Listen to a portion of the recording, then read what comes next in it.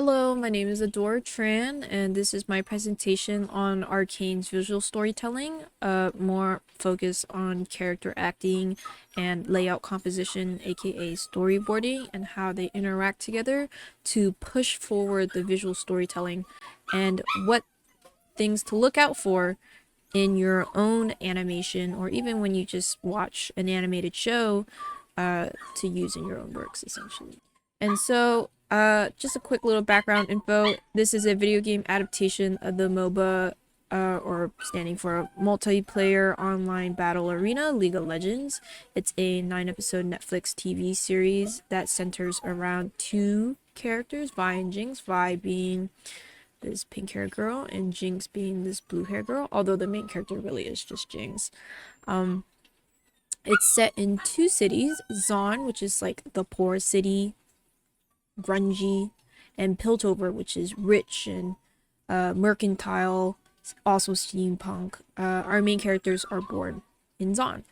And this is a prequel story on the character, so you don't even need to know anything about the video game. You can just go in, watch, and completely enjoy and get whatever you need from the story.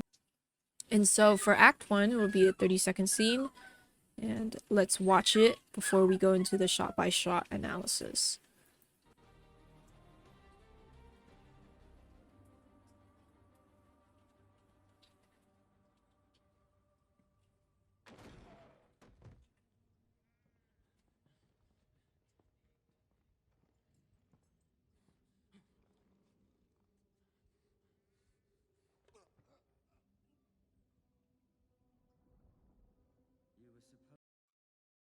So that was just a scene where it transitions from a heroic kind of scene of the two characters wanting respect, supposedly, from the rich people.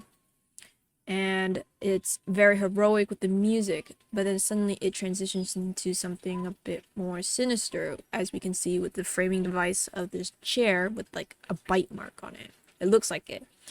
We're not quite sure yet. It's still a slow zoom out shot. And then suddenly we get only 4 frames of this very sudden movement to really establish the mood transition. And now we get into our first character acting scene, which is a cat. We get a downward shot suddenly of the chair moving back. There's a bunch of leading lines from like the table and the chair to the subject of that one shot, which is the cat. And the cat is yawning despite this sudden movement, as if it is completely unfazed by everything. And it's just to help establish the tone and mood that something is strange going on. 5 is finally we get our first cut of the character, and then they look to the right and they see a man, but he's not the focus, and he's frantically looking around. This is just to help the viewer and for the character conveniently to see what the location kind of looks like. And then to shot 7, we have one of the henchmen do a frame swipe where they walk across the screen, and then it transitions to another shot. Then we see the character from a side profile, and he's looking up at a character, and then he's scared, and then he moves backward. That's a little bit of a character acting moment that will also help smoothly transition into shot 8, where we finally get to see what he is looking at, which is this tall, intimidating man from a Dutch angle. And even the character movement where he moves at an arc back and this character moves straight actually lines up with the body line of the henchman at a Dutch angle. Just small details that just further helps smooth the transition from shot to shot. And now we get into shots 9 and 10, which is a little bit more of a character acting moment where he's hyperventilating because now he's slowly realizing the bad situation that he's in, and he's looking around frantically with his eyes. We get a bit of a fisheye lens shot where it's clearly emphasized on his eyes, doing the telling of how he feels. No words need to be mentioned here for you to understand this guy is scared. And then a bit of a Shot 10, we see the cat from earlier move through the chair and around his leg, even further contrasting character acting where he's hyperventilating and he's moving very, very quickly, and the cat is just moving very controlled and slow. Is one scene from Act 1 in terms of how character acting and composition can push and tell the story without any need of dialogue. But let's see how they do tell the story with dialogue.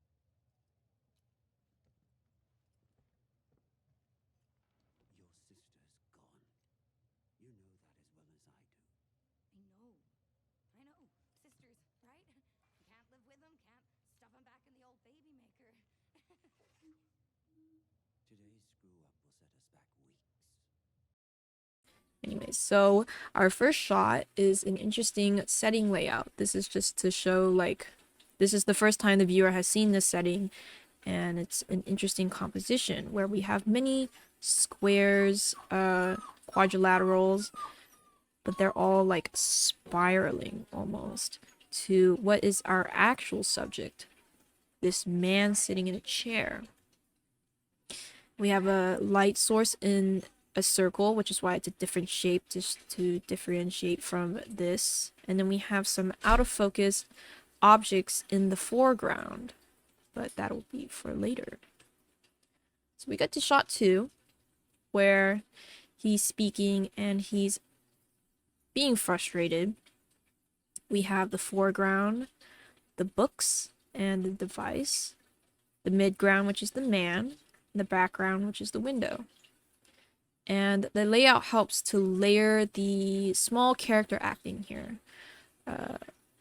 The book foreground helps to kind of lead the viewer into the character acting right here, which is the man being frustrated. He even emphasizes when he says, thanks to the hex gates, but thanks is when he moves his hand out. And then the deliberate to slow fast movement to follow the emphasis in the voice delivery of hex gate. So here it says hex gate, and then it goes faster. And so now we get to shot 3, which is the exact same shot as shot 1, but a bit more zoomed out. And we finally get to see our character. She was all up here this entire time. It's to help in a bit to tell about her character, that she is someone who's a bit in the shadows and she's hiding. Just to add that layer to her character, even though she looks cute, and even with these bright colors, she can even be a bit sinister as well. Now we get to shot 4, where she jumps down and she knows she's in trouble, and she doesn't want to be quite honest about it yet, but she still wants to say something because he's asking. And so she's talking right here, but her mouth is obscured. So how do we convey that the emotion in the lines? Well, the animators used eyebrows moving up. The head tilts, very small but complex arcs, as you can see. It moves down and then fast up, and then it goes down a little bit again. Even the eyes move around while she's talking. She's thinking and she's fishing through her thoughts. And then we get the light showing her face to show that Silkwa has moved his chair for the light to go through. Just to transition nextly to the next shot, where he looks down at the device first, and then he looks up to Jinx. It's a bit of a silent movement to say, hey. we're gonna do this now. And she already knows, just to a subtle character acting to show that these two have a past relationship, whatever that could be. And they don't even need words for her to know what she needs to do next. It's just obvious to them. To implicate that they've done it many, many times, whatever this device means.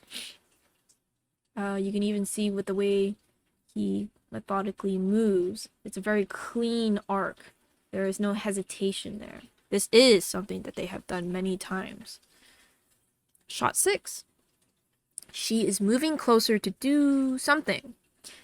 And even though he is the center of frame because he is talking in this shot, she kind of invades into his space from the right. A little bit more of character acting. She even moves her finger up to his face, or to his neck, I mean. So something feels off, and it's strange. It's clearly meant to unnerve the audience, but you still don't quite know what's the purpose. Just another little note. Her sudden mood difference in the scene is quite quick.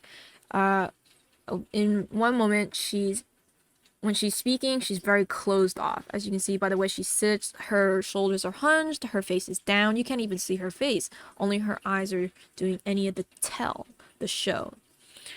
But then, once he hands the device to her, to show her, hey, I'm listening, let's do this. She changes. She's suddenly very emotive. You can see her mouth while she's talking. Even these shots where she's moving around on the table, losing track of time. She's playing with the device with first a big arc, then a loop, and then it's straight. Clearly, she's playing around and she's kind of dodging the issue.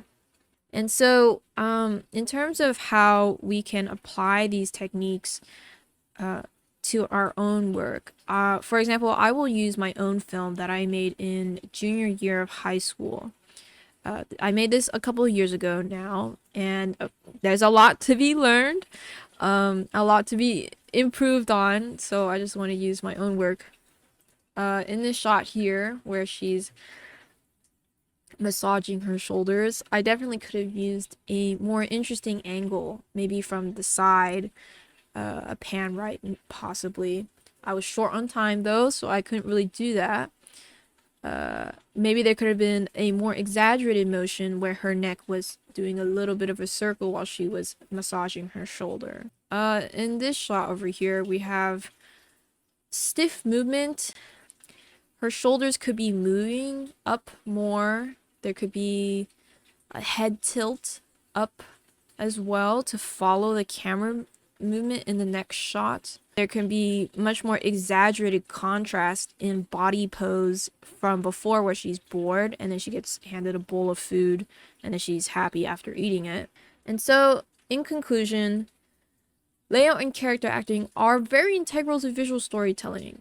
But it's when they interact very cohesively and consistently together from shot to shot is what elevates animation to a whole new level. So I want to tell you, please utilize animation principles and fundamentals while also thinking of new and interesting shot compositions and how that relationship works together to help push your acting and story as best as possible. Thank you for listening.